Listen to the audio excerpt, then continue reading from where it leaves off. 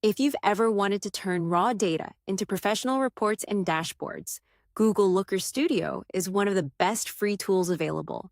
And honestly, it's much easier to use than many beginners expect. Whether you're tracking website traffic marketing, campaign sales performance, or business metrics, Looker Studio can help you visualize your data in a clear and professional way. So in this video, I'll show you how to use Google Looker Studio step by step in 2026. For complete beginners first, what is Google Looker Studio?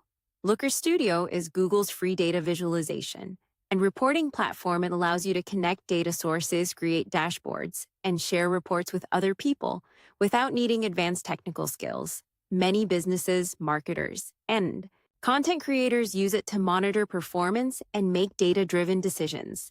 Now, the first step: sign into Looker Studio using your Google account. Once you log in, you'll see your dashboard where you can create reports, view templates, and manage existing projects. For beginners, starting with a blank report is often the best way to learn. Now let's create your first report. Click Create Report. Looker Studio will then ask you to connect a data source because reports need data before they can display anything. Some popular data sources include Google Analytics, Google Sheets, Google Ads, BigQuery Search Console, and many third-party platforms. For beginners, Google Sheets is often the easiest option to start with because you can create your own sample data and immediately see how reports work. Now, after connecting your data, Looker Studio automatically creates a blank canvas.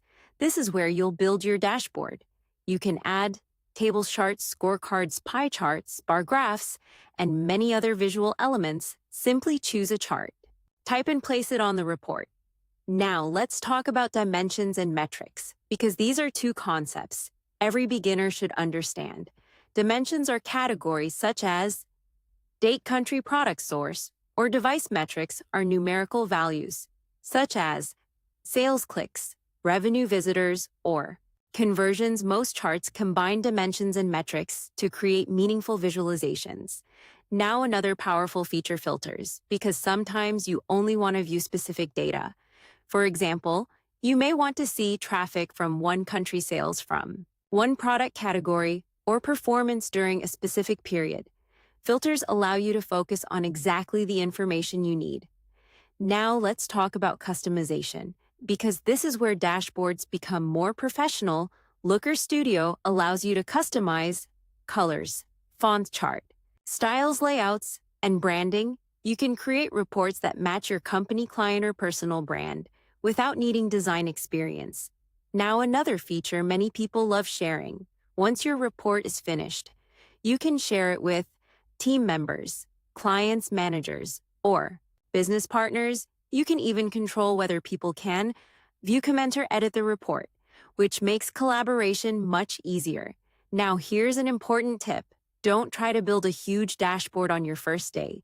Many beginners add too many charts, too much information, and create reports that become difficult to understand. Start simple, focus on the most important metrics first, and expand your dashboard over time.